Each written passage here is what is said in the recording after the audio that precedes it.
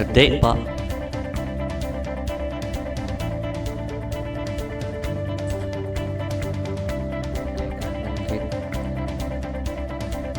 August 11.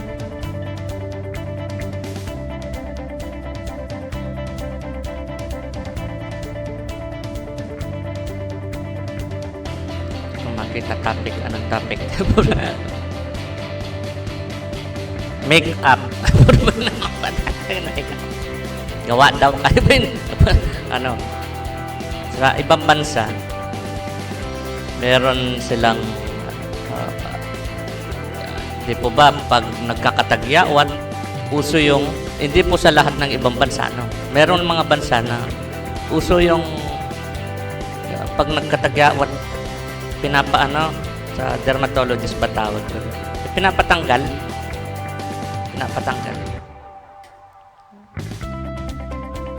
Pero kung titignan maigi, mali. Dapat hayaan lang at maaari. Tapos, hilamos, huwag hayaan mag-oily. Yung, kumbaga, ibig sabihin, huwag hayaang mag-oily yung mukha. Pag napansin mo na nag-oily na yung mukha mo, hilamos na. Kaya kung pwede ligo, tapos pulpos lang. Normal lang kasi sa tao na magkatagyawan. So, sana huwag tanggalin.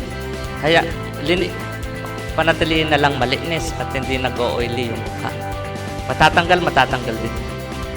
Tapos bago ka matulog, pakapulpos mo. Ngayon, kung lumalabas ka naman o sa bahay ka, kahit konting pulpos lang. Lamos, konting pulpos, yun yung inano ko sa panganay ko nung nagkatagyawan. Kasi napansin ko, meron siya linalagay sa mukha. So, tinurok sa kanya kung ano yung mas magandang gawin. Para hindi yung butas-butas, yung ano mo. Parang ganito yan. Tignan mo yung baboy, yung balat ng baboy.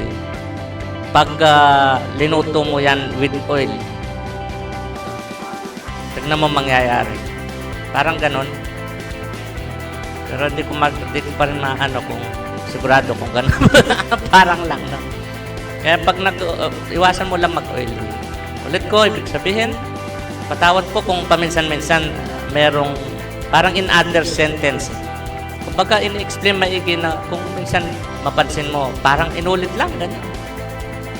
Nag-aalala po kasi ako, baka i-translate nyo na naman sa ibang pagkaintindi. Okay lang sana kung in other sentence talaga. Ang ibig sabihin ng in other sentence is, ganun pa rin ang ibig sabihin. Hindi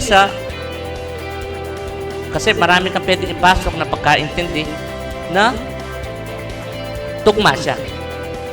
Ibig sabihin in other sentence, kung ano talaga ang ibig sabihin nung sumusulat. Kaya minsan may nakita ka sa akin, may nasaksihan ka sa akin, or narinig, ganun. Minsan nagbibigay ka kaagad ng in other sentence mo. Kumbaga, explanation mo sa sarili mo na kung tatanungin mo ko, iba pala ang ibig ko sabihin. Yan po yung isang ng Bible na naman. Translation.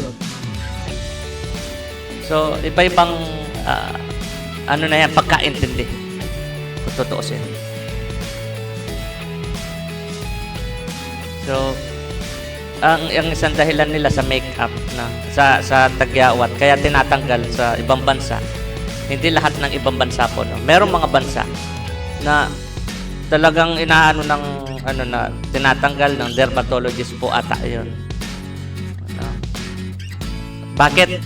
Para mabenta ang sa bansang 'yon. No? Mga make-up. Make-up kasi kung naiintindihan maigi, meron pa rin yan eh. Hindi ka mukha nung pulbos lang. No? Kumbaga, normal lang.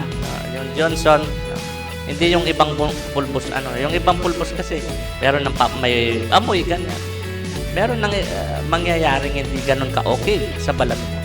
Kaya ako, payo ko pagdating sa ganun. No? Lalo na sa mga nagbibinata, nagdadalaga, ano lang, iwasan mo lang mag-oily. Yung ano mo. Kasi pag naano yung, lalo na, siyempre mga babae, no? Na ano sa makeup, masasanay yan, magugusto. Parang kung tutuusin, kung wala kang ganon, hindi ka ganon kaayos, tignan ang mukha mo. Ano? Parang ganon. No? Kaya yung ang ex-wife ko, parang di ko siya kilala nung habang tumatagal, nagme-makeup na siya. No? Kasi nagustuhan ko sa kanya nun. Simple lang siya, bulbos lang. Yun nga lang, habang tumatagal, na ano na siya sa mag-makeup siya, kung ano-ano na linalagay sa mukha. Tutuusin, mas maganda yung mukha niya dati. Pumangit yung mukha niya ngayon. Kahit makita mo, parang ang ganda ng mukha niya. Ganda ng kutis, gano'n. Pumangit. Kumbaga, mas okay sana dati. Nung hindi siya nagme-makeup, kung ano-ano linalagay sa katawan. Nung simple lang siya, mas okay. Para sa akin po, no? Kaya ba't tumatagal, parang hindi ko na siya kilala. Kasi talagang gusto ko talaga sa babae noon pa is hindi nagme-makeup, simple lang talaga. Kahit lipstick, kung tutuusin na ayaw. Gusto ko kasi lagi ang halikan. Tapos lagi hug. Pwede pabango. Pabango sa katawan. Pero yung sa mukha na, ano. Tapos, dati medyo makapal pa yung kilay niya. Pinaano niya. Ay, parang di ko nakilala.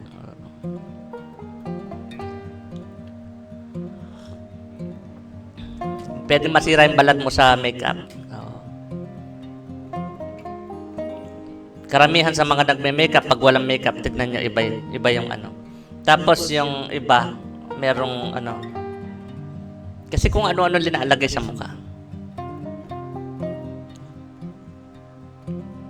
Yun yung isang nagusto ko dati sa kanya is simple lang. Gusto ko talaga sa babae, simple lang. Pero syempre, iba-iba tayo. Iba-iba tayong kagustuhan. Kaya yung mga ano, siyempre halos nagme-makeup na, di ba? Pag may nakita kung simple ang pagka-makeup niya, ayun, pwede pa. Yung, kumbaga, masarap patignan, gano'n. Pero yung over na minsan, gano'n. Saan tayo napunta? Inaano ko lang kung ano yung pagkaintindi ko pagdating sa... Alam niyo, simple lang, kung tutuusin po. Halimbawa, yun nga, yung sa tagyawat, kung ano yung lalagay mo, hindi. Wag. Ano lang, panatilihin mo lang na hindi nag-oil yung mukha mo. Nag-aano lalo yan sa mga binata, ganyan. Kung ano linalagay sa mukha, ganyan. Gel, ganyan. Oil, ganyan. Tapos kapag shampoo, tapos yung iba ang tawag doon pa rin, cream silk. Yung cream silk, madulas ano yan. Kakaiba yung ano ng cream silk. So, hanggat maaari pakahugas mo. Nag-long hair din kasi po ako dati. Nung binata ako. Merong mga years na nag-long hair. Yung mahaba talaga. Tapos nakapaganyan. Kimpitaklan. Tapos nung hindi na uso yung highlights, doon ako nagpa-highlights.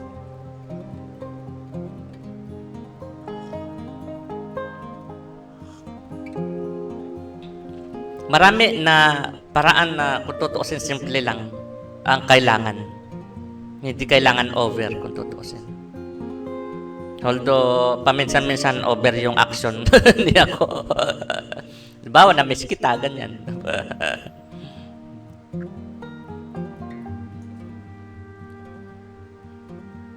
Sa ex-wife ko, sinisikap kong wag akong didikit. Kasi baka anong matikit. Ginagalang ko siya sa desisyon niya na ayaw niyang kasi sorry po no, pero bawat individual sa atin gusto natin masunod ang kagustuhan natin, di po ba? So, hindi kami magkamats pagdating sa kagustuhan. Kaya, ano, kahit na yung pita ng laman ko, minsan ano, tinitignan ko na lang yung bukas ko. Baka parehas kami mahirapan, hindi kami magkasundo sa kagustuhan.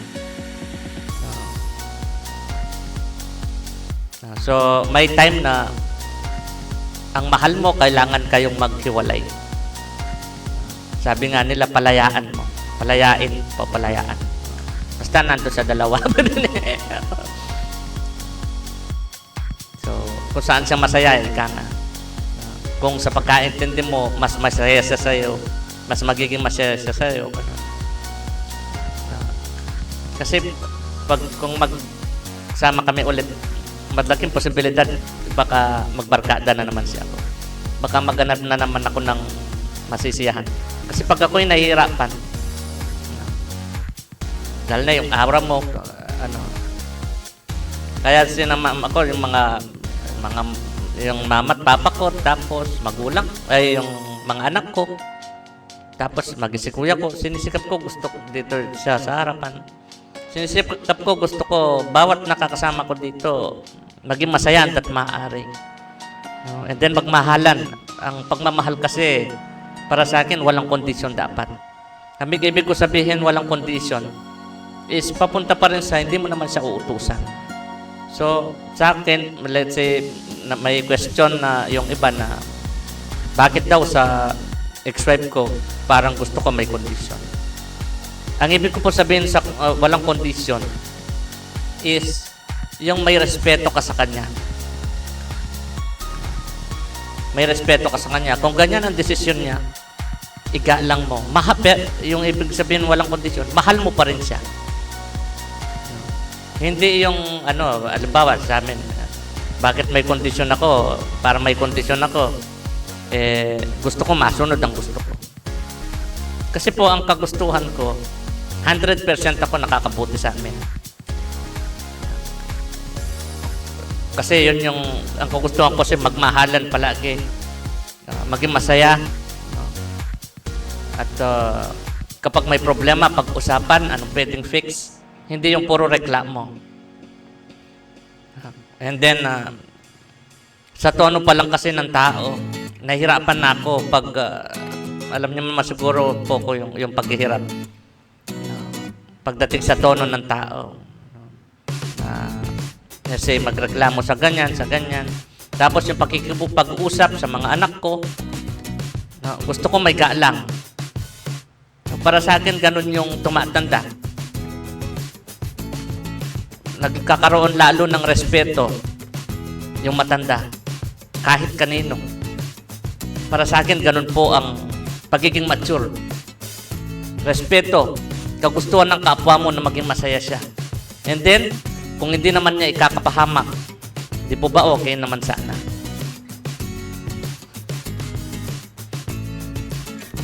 Ngayon ako, andat maaari kasi di ako reklamo.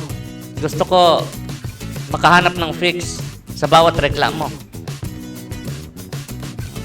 Pero kung sumusobra ka na sa reklamo mo tapos ako lagi naghahanap ng fix, hindi ka tumutulong sa fix. Ang fix mo lang puro ganun. Wag. Dapat tayong maghiwalay. Let's say, for example, sa mga barkada ko, puro na lang lagi gusto alak. Nakakalimutan na pamilya. Wag. Di baling hindi na ako iinom. Naintindihan ko na bilang pagkaintindi nyo ngayon ang pakiramdam ko nun. Ang saya ko pag nakakita ko ng pagkakamali ko. Hirap ako kapag nakikita kong pagkakamali nyo. Pero sinisikap ko maintindihan yan kahit mahirap, kahit masakit sa akin. Kapag naintindihan ko yan, makakahanap ako ng fix. And then, isi-share ko sa inyo. Ang goal ko is record ng record. Baka akala nyo po, vlog yung tawag dito kung totoo siya. Hindi po. Kaya kung mapansin nyo, walang pagkukunwari, walang pagpapanggap, walang pagsisinungaling, walang cut-cut.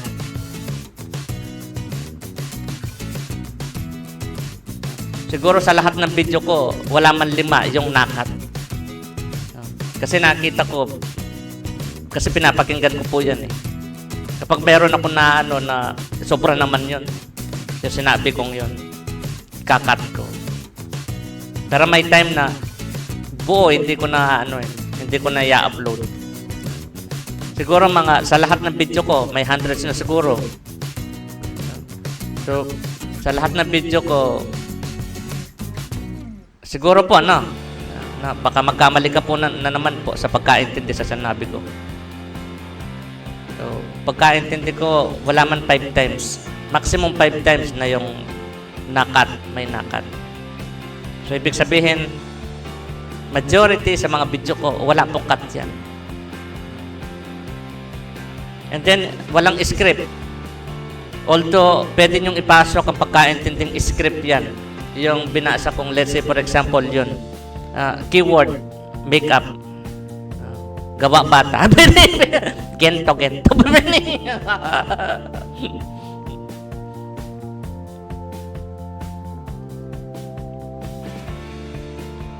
Kayo pong bahala. Pero sa akin, wala pong script na binabasang ganyan. May time na mayroong ilang beses na sinulat niya ako yung buo, pero binabasa pa rin yung Pag binasang buo, hirap akong magbasa. Pero may maraming time na pag may ganon, kung ano yung makita kong word sa sentence na yun lang yung basahin. Hindi ako yung scripted na bumabasang ganyan. Ito basahin natin. Parang script. Meron po kasing yung mga quotes na nababasa po natin sa timeline natin. Please, intindihin niyo po maigi, baka nilalayo kayo sa kapwa. Baka tinuturuan kayong kasuklaman ng kapwa. Ngayon, i-explain ko po yung ibang quotes na nakita ko. Ito sabi, I don't care. Huwag mo daw sabihin yung sabi ng pulis. I don't care whom I lose. I've been real to everybody. Wala daw siyang pakialam kung ikay iwan niya. I've been real to everybody. Naging totoo naman ako sa kanila. Kung iba po yung pagkaintindi mo sa nabasa, okay po. Ngayon, ako po ang pinapakinggan. Please, intindihan mo po sana kung ano naintindihan ko. Hindi, isang tabi po muna kung ano naintindihan mo. Huwag po tayo away. Hindi ako naparito para panwalaan. Maging baliktad nun, hindi rin. Hindi ako nakikipaglaro. Naparito ako para maintindihan sana kung anong ibig ko sabihin. Kaya kung mapansin nyo, yung ibang sinasabi niya ako, yung iba pa ulit-ulit. Kasi pa ulit-ulit ang nasasaksihan na pagkakamali. And then, yung iba parang pa ulit-ulit pero in other sentence pa lang. At nasa ganon, hindi mo na kailangan i-translate. Ibig sabihin i-translate is, karamihan kasi sa nagta-translate is naiiba yung ibig sabihin nung nagsasalita. Pero pwede mong ipasok ang maraming pagkaintindi. Napasok nga. Pero ang pinag-uusapan po dyan, ano ang ibig sabihin nung mismong nagsasalita? Hindi yung kung anong pagkaintindi nung nag-translate. Kasi sa ayat gusto mo po, marami kang pwedeng ipasok na pagkaintindi dyan. Na tutugma nga, na oo nga, ganun nga ibig sabihin. So, inuulit ko po, mas maganda, intindihin mo po kung anong naintindihan nung nagsasalita. Isang tabi mo muna kung anong naintindihan mo. Kung gusto mong maintindihan ang kapwa mo, kung gusto mong matutong umintindi ng kapwa. Minsan nakala mo hindi kita naintindihan. Hindi. Ikaw ang hindi nakakaintindi sa sarili mo.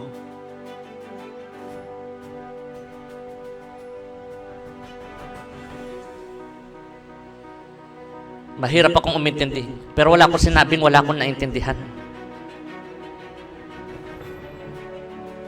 Teka, nasaan na tayo? I don't care. Whom I lose, I've been real to everybody.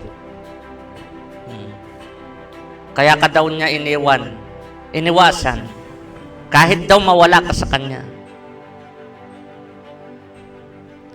Ang importante daw, naging totoo siya sa'yo. So, parang humihingi siya ng kapalit. Paano yung ibig niya sabihin sa naging totoo siya? Naging totoo. Anong ibig sabihin ng totoo? Pagdating sa ibig niya sabihin.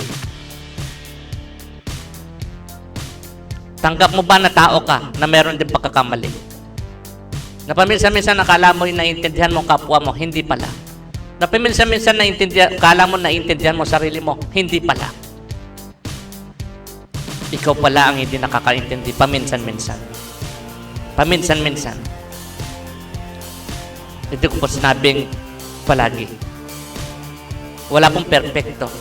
Walang perpektong tama, walang perpektong mali. Naway matanggap mo po ang katotohanan na sabi mo'y masakit. Kaya ayaw mong tanggapin. Minsan-minsan ang pagkakamali mo.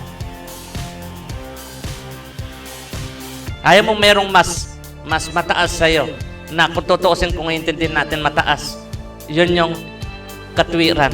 Anong ibig sabihin ng katwiran? Matuwid. Anong ibig sabihin ng matuwid? O merong umuulan, pre. Merong umuulan. Merong nakukwentuhan. Yun, may nakukwentuhan. Ang sarap nilang pakinggan. Pero ikaw, hirap mo silang pakinggan. Kasi merong nagmumura ka mo. Pero naiintindihan mo ba sila? Yun yung ibig ko sabihin sa matuwid. Ini-explain kung ano yung katotohanan. Hindi yung matuwid na puro, ay, mali yung ganyan, mali yung ganyan. Hindi yung puro script. Matuwid. Ini-explain, ano nga ba talaga?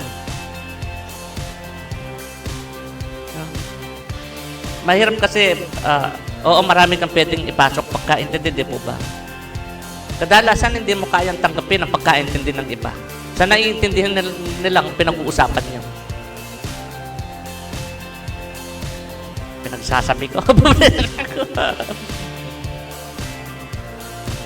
I don't care whom I lose, sabi niya. Please, mahalin mo pa rin sila.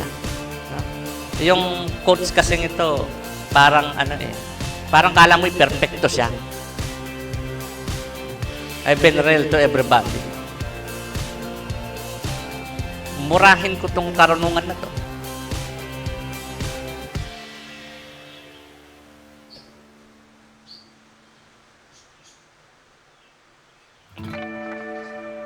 Yung ibang quotes, nilalayo kayo sa kapwa, tinuturuan kayong kamuhian ng kapwa, and then kala mo'y perfecto o nagpo-post.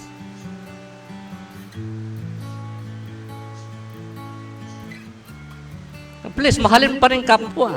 Tanggalin mo post niya, buset. No? Hindi ka perfecto para sabihin mong nako, ba't gusto niyong gawin papet ang kapwa? Kung hindi pumabor sa'yo, mahalin mo pa rin. Hindi yung turuan mo pa yung ibang kapwa. Nakamuyan ng mga kapwa sa kanilang pagkakamali. Perfecto ka ba? Wala ka bang pagkakamali? Yung iba naman. Sakit dito. Panapanahon lang ang buhay. Pwede lubog ka ngayon. Sa susunod na araw, hindi na. Ano man ang sitwasyon mo, piliin mo palagi ang ba't walang kadugtong? Walang kadugtong. No. Dito na lang tayo. Panapanahon lang ang buhay. Pwede lubog ka ngayon. Sa susunod na araw, hindi na. So, paano ka magiging mataas? Kung doon ka na sa kabaligtaran ng pagkalubog. Paano ka maging mataas? Kasi, baka hindi ka pa ganun kayaman, pero hinuhusgahan mo na ang mayaman. Kasi, baka hindi ka pa ganun kayaman, matapobre ka na. Paano ka maging mataas? Marami tayong napapanood na kapag nung mahirap sila, yan, inaano, ganyan, binubuli, ganyan. Pero nung mayaman na sila, karamihan sa mga napapanood natin, ano nangyayari? Nung mayaman sila ngayon ang bully. Anong pinagkaiba mo sa kanya? Sa kapwa mo, na kinamuhin mo ang kanyang ginawa, kung gayon ka rin naman.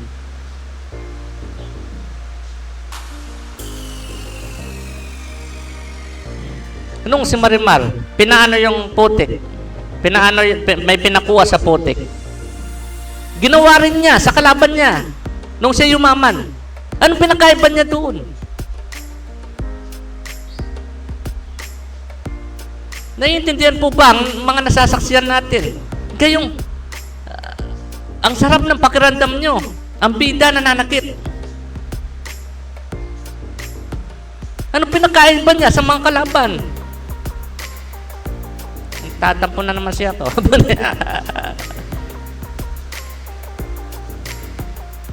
Ito naman, bago. Self-love will never hurt you. Sabi niya, paano yung self-love para sa'yo? Ako kasi, yung self-love ko, yun yung paglilingkod ko sa inyong mga kapwa ko. Pagmamahal ko sa inyong mga kapwa ko. Ang pagmamahal ko sa inyo, walang kondisyon. Ano man ginawa niyo, mahal ko. Kayo, hindi ang pagkakamali nyo. Wala ko sinabing tama ang pagkakamali ninyo.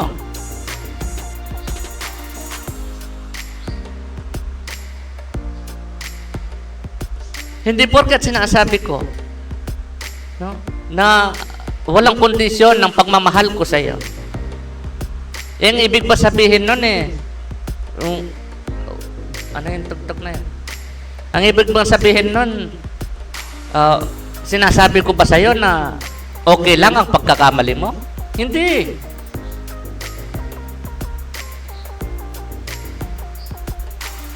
Ang pagkakamali. Matuto sa pagkakamali. Ikaw ang mahal ko. Hindi ang pagkakamali mo. Ikaw ang naiintindihan ko. Naiintindihan kita. Na meron kang pagkakamali. Pero hindi ikaw ang pagkakamali. Kaya pinag-uusapan natin kadalasan ng pagkakamali. And then, binibigkas natin. Anong pwedeng fix? Ang fix dyan, unang step is mahal mo pa rin ang kapwa mo. Pangalawa, anong pwedeng gawin para hindi na mangyari ang kanyang pagkakamali? Ganun ang pagtanggap sa kapwa. Merong pagkakamali. Pero hindi ang kapwa ang pagkakamali. Mahalin pa rin ang kapwa. Inuulit ko po, hindi porket sinasabing mahal ko kayo nang walang kondisyon. Sinasabi ko ba na tama ang pagkakamali nyo? Hindi. Pagos ka, kasabi lang. Hindi ko sinabing tama ang pagkakamali po ninyo. Ang sinabi ko, mahal ko kayo. Ano man pagkakamali. Ibig sabihin, tanggap ko na tao ka na meron din pagkakamali. Natulad ko. Ang dami ko rin pagkakamaling nagawa.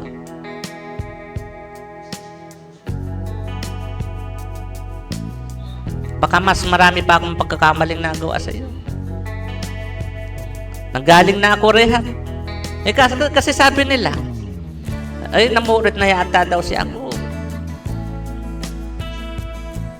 Ngayon, ay, baka tama sila, kako.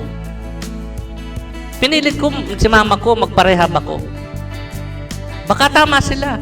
Gusto ko kasi proof. Ano ang katotohanan? Nasaan na lahat ng proof? Kaya tinignan ko, baka tama sila.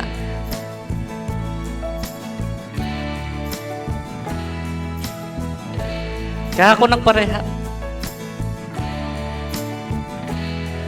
Nagpinakamataas posisyon ako doon. Naging high ranking po ako doon. Habang tumatagal, nare-recall yung mga sinasabi ng iba. Namorit na daw si ako.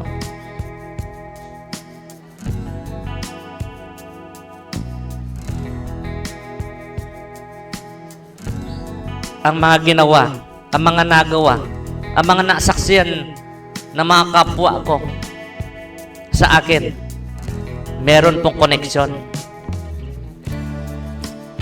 Merong koneksyon.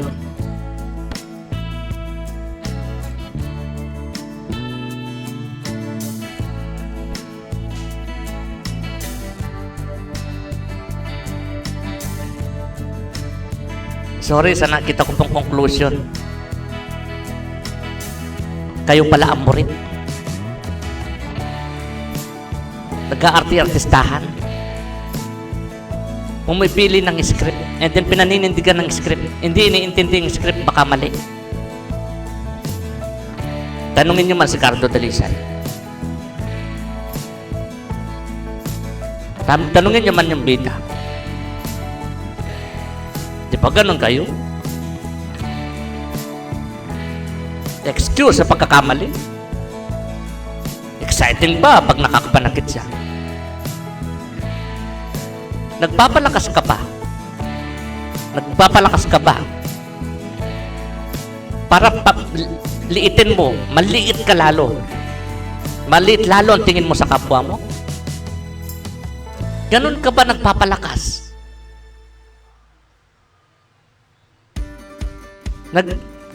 Gusto mo bang tumanda ka? Para mas mataas, ganun ka kataas. I-ignore namin kami mga bata ang pagkakamali mo. Hindi ka namin itutuwid sa pagkakamali mo. Ganyan bang pagiging mataas? Hindi marunong tumanggap sa pagkakamali.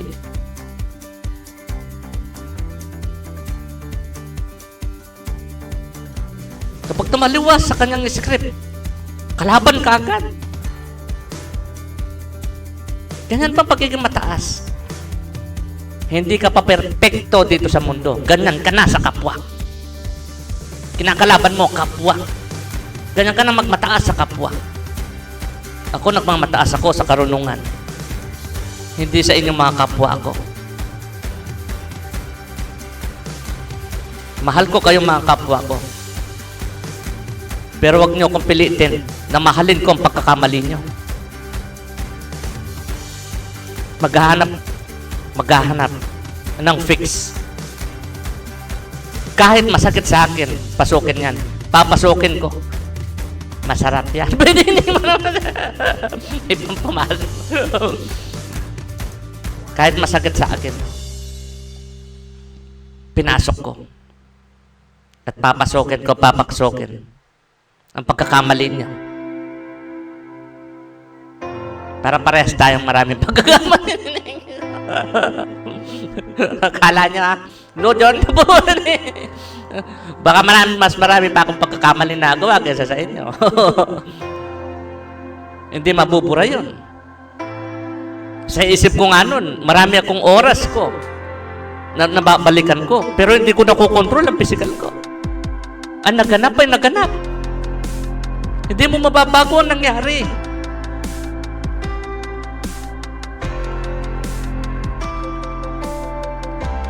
Eh ngayon, ikaw sabihin mo, kung wala ang Diyos, kamo. Wala ka, kamo. O sige, sabihin natin, yun yung katotohanan. Paano ka ginawa? Di ba kay mama at papa mo? Nagkento-kento sila. Di ba?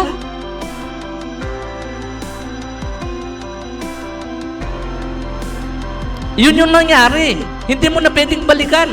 Hindi mo na pwede mong alalahanin para matuto ka sa mga pagkakamali. Pero yung mga nangyari, hindi mo na pwedeng palitan. So, pasalamat sa magulang. Pasalamat sa mga kapwa. Huwag ka magpula-pulagan. Pikit ka ng mata dyan eh. Lagi ka nagpapasalamat sa sinasabi mo Diyos mo. Lagi pagdating sa pagkabutihan, pagdating sa positive, puro Diyos mo. Nakakalimutan mo, pinanggalingan mo. Huwag kang magpasobra. Huwag ka sumobra, please. Sumobra ka, nakalimutan mo magulang. Mga kapatid, pamilya, and then mga nakaibigan, mga nabarkada, kapitbahay. Huwag mo kalimutan mga kapwa mo. Puro ka Diyos dyan. Dinalapit nyo lagi sa Diyos sa mga kapwa na sinasabi nyo. Ang paglalapit nyo naman, binigyan nyo ng number ang Diyos. Yun ang Diyos kanyo. Puro kayo Diyos, Diyos, Diyos.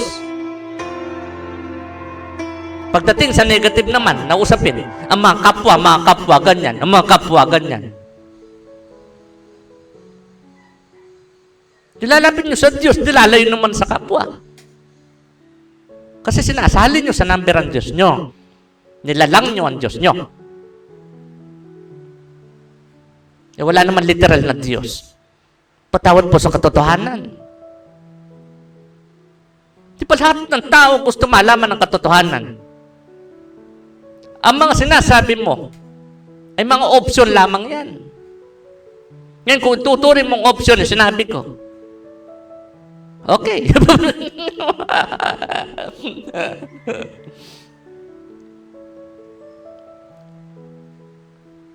Wala pong literal na Diyos. Ang Diyos ay ang pagmamahal. Period. At doon po sa langit, wala pa ang langit hanggat meron pa mga tao. Mabubuo lamang ang langit kapag matatapos na. Kapag tapos na lahat ng may hangganan. Maging pagkaintinding tao, may hangganan po yan. Wala tayong pagkaintinding tao. Huwag pong mag-alala. Mas masarap ang walang pagkaintinding tao. Kasi, alam mo pa, kung mayroong pagkaintinding tao doon sa mababaw langit, pre, kung mayroong pagkaintinding tao, ay, unang question mo, sigurado. Ay, bakit walang gold? Ay, bakit walang palasyo? Ay, nasaan ang Diyos na sinasabi sa mundo? Sabi ng mundo, sabi ng mga paniniwala, merong isang Diyos. Nasaan kaya? Lord John, kasi layo ng Amerika pa siguro yung sinasabi mo. Maligaw ka, Lord John. Matatapos po lahat ng may hangganan. Doon pa lang po ang yun. Nagsasabi nito.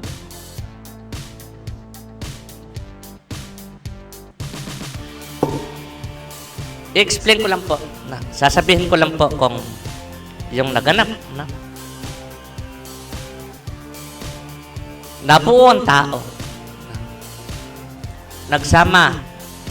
Pinagsama. Tumama ang kidlat. Tumama ang trillions na voltahe ng kuryente. Isang beses lang nangyari po yun.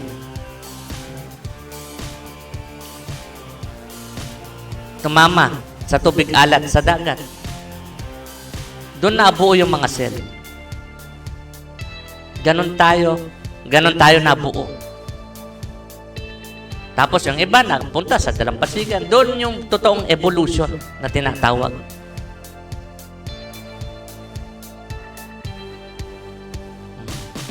Opo, pwede nyo pong pagtakan yung kumbaga, balang araw masasagot din po. Pagdating sa, kung galing sa, di sana, sa naglalakad na lang pagdating sa yung mga napunta sa dalampasigan, di lakad lang magawa dapat. At, tapos yung nanatili sa dagat, swimming sila. Bakit may ibon? Magkakaroon din pong explanation pagdating sa mga lumilipad. So, yun yung simula. No? And then, marami ang iba-ibang tao na sabay-sabay po nabuo. And then, napo tayo sa dalampasigan. Tapos, evolution. Yan yung evolution. Yung totoong ibig sabihin ng evolution. Kung paano na-evolve ang tao. Na-evolve ng mga animals, mga tao. Mga tao kasi, nung nabuo na sila, kabilang yan sa mga animals. Meron silang lengguwahe. Parang, wala ganun talaga sa hinahaba-haba ng panahon, nag-iiba. Pero ang tao, hindi tayo galing sa unggoy. Medyo malapit lang yung cell ng unggoy at tao. Pagtama ng kidlat sa dagat. Nabuo yung mga cell. Marami sabay-sabay na nabuong tao. Hindi naman tumatagal, lumalawak ang naiintindihan. No? Kaya, doon yung tutuusin pagpili. Sino yung mga nilikha na pwedeng kasama sa ligtas? Sa mangyayari. Kasi, ngayon nangyayari pa. Yung sinatawag na mangyayari. Marami pang mangyayari. Ilang thousand years pa po ang mangyayari kasi. And then, hindi po galing sa isip, no? Wala po ako isip. Kayo isip ko. Since kayo isip ko, inintindi ko ang mga isip po ninyo. And then, yung mga naiintindihan nyo. Ngayon, habang tumatagal, nabubuo, hanggang sa naisasalita kung ano nga ba talaga yung tama. Ngayon, kung sa pagkaintindi po, mali pa rin yung sinasabi niya ako. Okay po, desisyon po yan. Hindi ko pinipilit siya, hindi kita papel. Hindi magkakaroon ng kasagutan kung hindi nagkaroon ng katanungan. Ang mga katanungan na maituturing na mali, paminsan-minsan. Meron tayong nakitang mali. Ano yung tama? Kaya pasalamat tayo sa mga, lalo na sa mga relihiyon, sa mga, kung ano, yung mga kinrait nilang pagkaintindi. No? Kahit na nag-away-away sila, sila pa rin ang dahilan kung bakit lilitaw, may sasalita, kung ano nga ba talagang katotohanan. Kasi, dahil sa pagkakamali nila, nakikita kung ano yung tama. No? Kaya malaking tulong po sila. And then, nung yung mga tao, no? Parang mga animals yan. Yun yung tutuusin pagpili. Maintindihan nyo rin po yung ibig ko sabihin sa pagpili habang tumatagal. Pakiramdam po kasi talaga siya ako. So, habang tumatagal, nagkaroon na ng isip ang mga tao. Nagkaroon na ng question. Yun yung ibig sabihin ko sa isip. Natuto na silang magtanong. So, habang tumatagal, ang pinaka-importanting talagang tumatak sa nakatanungan sa mga tao is, sino kaya ang may likha ng mga una? Doon naubuo yung tinatawag ninyong Diyos. Doon nabuo yung iba-ibang pagkaintindi. Ang mga nasasaksiyan nila, inintindi nila. Ay, baka ganito yan. Kung ano-ano pagkaintinding pumasok. Doon na po ang tinatawag niyong Diyos. Doon nagsimula. Na unti-unti nalala lang yung pagkaintindi niyo sa Diyos.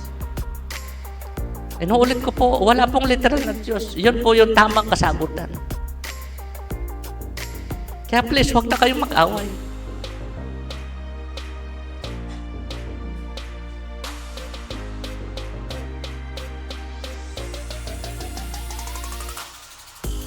Ang Diyos po ay ang pagmamahal. Please, magmahalan tayo. Ilabas mo ang pagmamahal mo. So, paano tayo magmamahalan kung tayo di nakakaintindihan? Mismong linggaw, parehas tayong linggaw. Let's say, for example, Kapampangan kayong parehas, sabihin nyo, nagkakaintindihan kayo. Pero kitang-kita ko, hindi naman.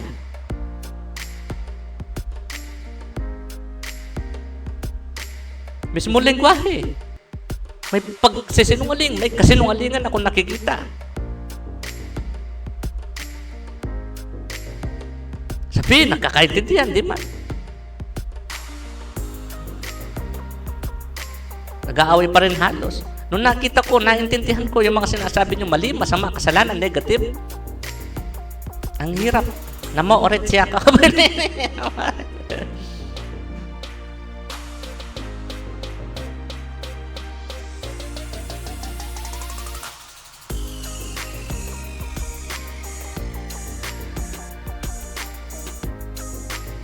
Ikaw lang ba may karapatan na sumigaw kapag ikay galit? Ha?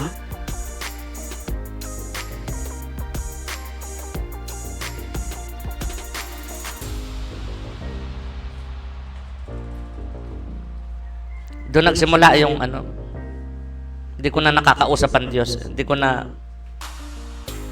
sa pagpikit ng mata ko, ang dami ko nang hindi kayang gawin.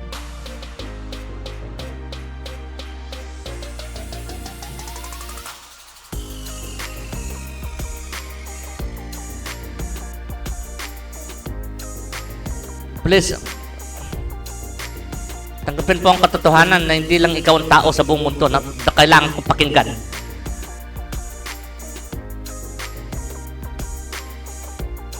At patawad po, mahirap akong umintindi bilang pagkaintindi nyo. Kaya sino ka po maintindihan ng pagkaintindi nyo? Ako na pakiramdam. Alam nyo, naintindihan ko? Ang dami ko ring maling nagawa. Kala nyo kayo lang po na. Ang dami ko maling nagawa. Lukod-yot na po naman.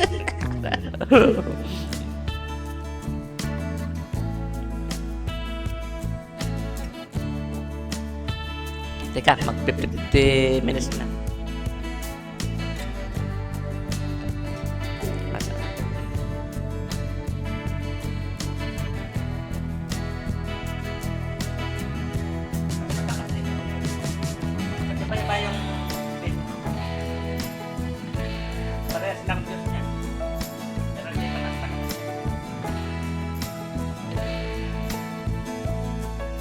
Nabibigkasin na rin po, since nabigkas yung simula, explain na rin po natin dito sa video to, yung ending.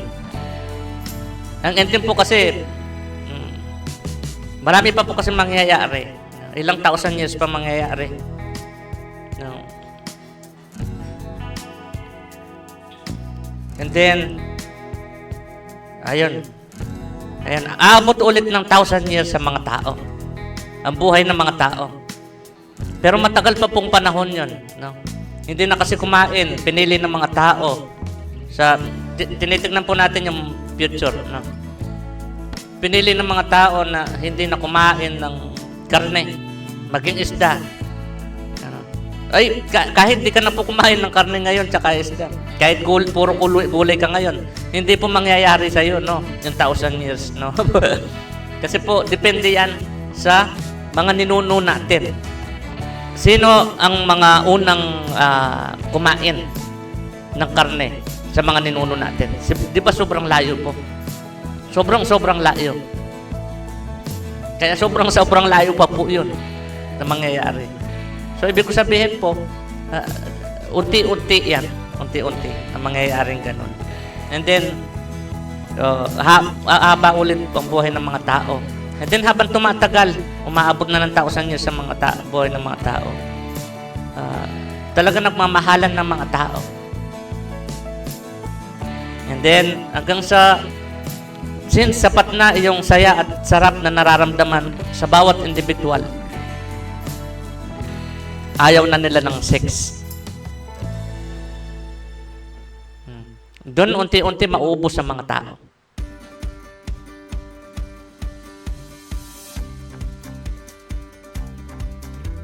Doon na maubos ulit. Doon mauubos ang mga tao. Hanggang sa pag naubos ng mga tao, doon mawawala na matik ang lahat na may hangganan at mabubuo na ang tinatawag na heaven. Tama ka po. Wala pong literal na impyerno pagdating doon sa pag nabuo na ang heaven. Meron po iilan lang ang hindi ligtas. Iilan lang po ang hindi ligtas.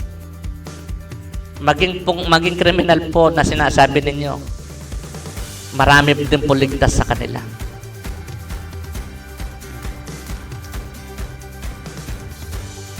Hindi i-judge ang tao base sa pagkaintinding tao. Period. Sa mga hindi ligtas po, kung gusto mo silang maintindihan, imaginin mo wala ka. Hindi nila kailangan ng tinatawag mong impyerno. Ang ibig ko po sabihin dun sa imaginin mo wala ka. Ang mga ligtas po, wala pong pagkaintinding tao. So, paano mo po kaya ma-imagine yung sinasabi ko sa'yo? Na imaginein mo wala ka. Ang ibig ko po sabihin sa wala ka, hindi ka ligtas, inuulit ko, ang mga ligtas po, wala pong pagkaintinding tao. Imaginein mo, hindi ka kasama sa ligtas. Baka sa pagkaintinding tao mo pa lang, hindi mo kayang imaginein.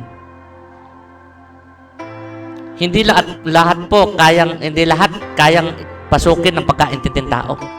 May hangganan ng tao maging pagkaintindi. Parang ganito po yan. Meron po akong 52 minutes na. Meron po akong yan, nakulong yung yan, yung malaking daga. Yung pinag-aawayan ng aso't pusa, hindi ikaw kamukha, hindi ikaw, sabi. Binuhusan ko pa mainit na tubig. Unti-unti siya namamatay.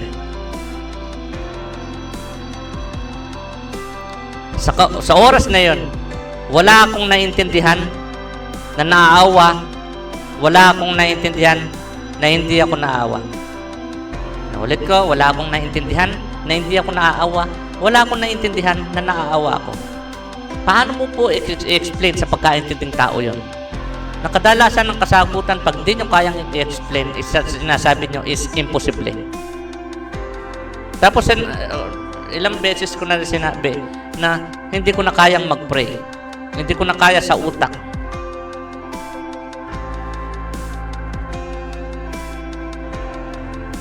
Sabihin mo imposible.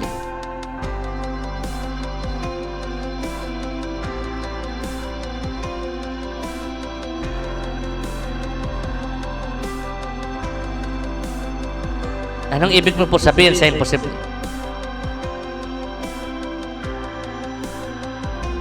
Muritsi ako? Kasi wala sa script nyo yun. Karamihan pa naman na sinasabi ng bibig na to, ay wala sa lahat ng script.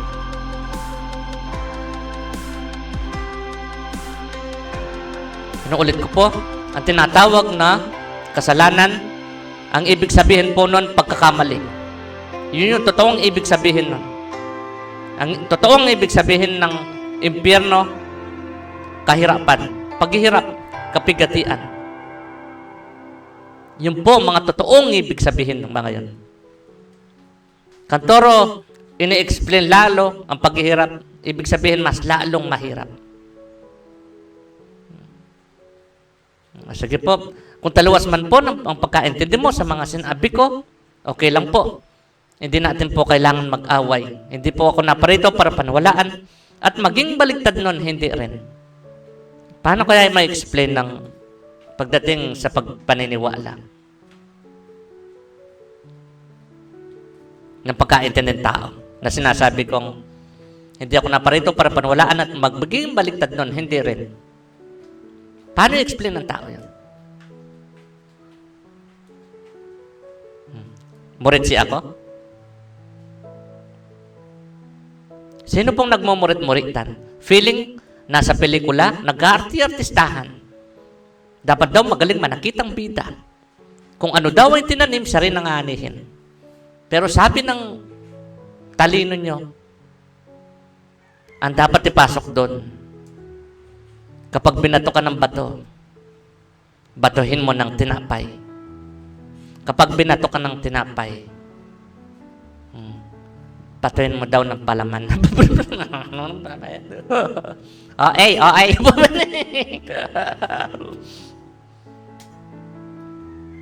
Sige po.